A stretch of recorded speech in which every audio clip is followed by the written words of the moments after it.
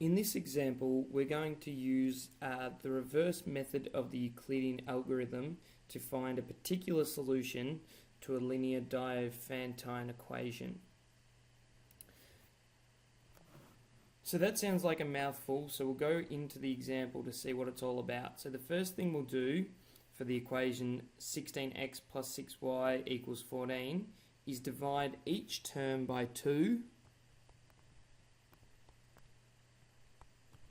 This will just help to simplify the equation, so we can rewrite this as 8x plus 3y equaling 7. So now we can label A equaling 8, which is the coefficient to x, B equaling 3, which is the coefficient of y, and C equal to 7, which is the constant in the linear Diophantine equation. So next up we need to work out the highest common factor of A and B, which is the highest common factor between 8 and 3, and we can do this using the Euclidean algorithm. So we need to write 8 as a product of 3 and another number plus the remainder. So because the remainder needs to be between 0 and 3, we multiply 3 by 2 to get a total of 6, and we add 2 to get to 8.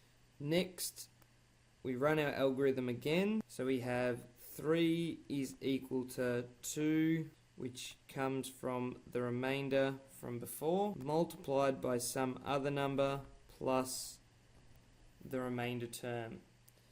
So again, we need the remainder to be between 0 and 2 now. So we can write 3 is equal to 2 times 1 plus 1. And then we run the algorithm again. So the 2 comes down, and we write 2 is equal to 1, which is from the previous remainder, times some number plus a remainder. So in this case, we can write 2 is equal to 1 times 2 with a remainder of 0. So according to the algorithm, the remainder prior to 0,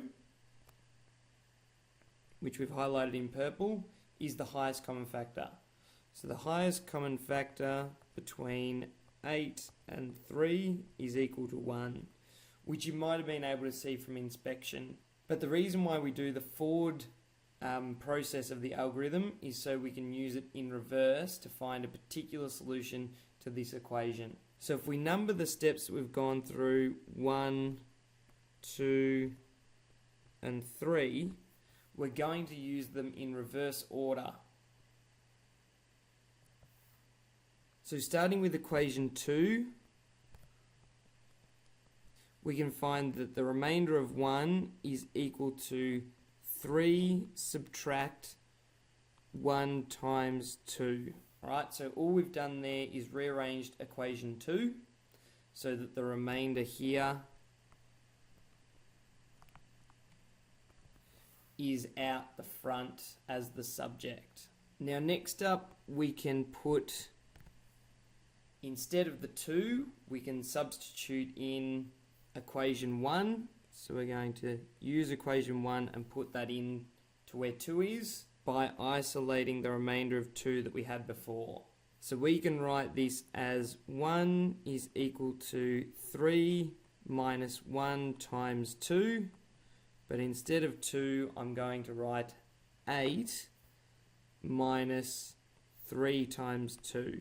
Alright, and that 8 minus 3 times 2 comes from this over here if we rearrange that part of the equation to leave 2 as the subject. So the next step of work is just a bit of cleaning up. So we can have 1 is equal to 3 minus 1 times 8, and then minus 1 times minus 3 gives plus 3 times 2. And now the thing that we've done here is we've now got 3s and 8s that are multiplied by other numbers, which you can see are the numbers back up here in the linear Diophantine equations. So cleaning up a bit more, I can have 1 is equal to, and we've got here is 3 plus 3 times 2. So in total, I have 3 times 3. And then I've got plus 8 times negative 1. And now this here is starting to resemble this equation up here, which is what we want.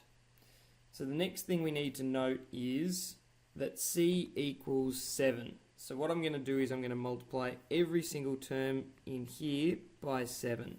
So I'm going to have 1 times 7 is 7, which is equal to 3, and I'm going to multiply the 7 inside the brackets, so that term I've still multiplied by 7, plus 8, and again I'm going to multiply by 7 inside the brackets. So cleaning that up, we have 7 is equal to 3 times 21 plus 8 times negative 7. And now the number sitting next to the 3 is the y value. So this number here, the 21, is a particular y0 solution. And for the number next to the 8, that's the x. So this is a particular x0 solution. So we can write that x0, y0, a particular solution, is equal to minus 7, 21. And that there is a particular solution, xy, such that 16x plus 6y equals 14. And if you substitute those values in using a calculator or by hand, you should see that that is now a true statement if x equals negative 7 and y equals 21.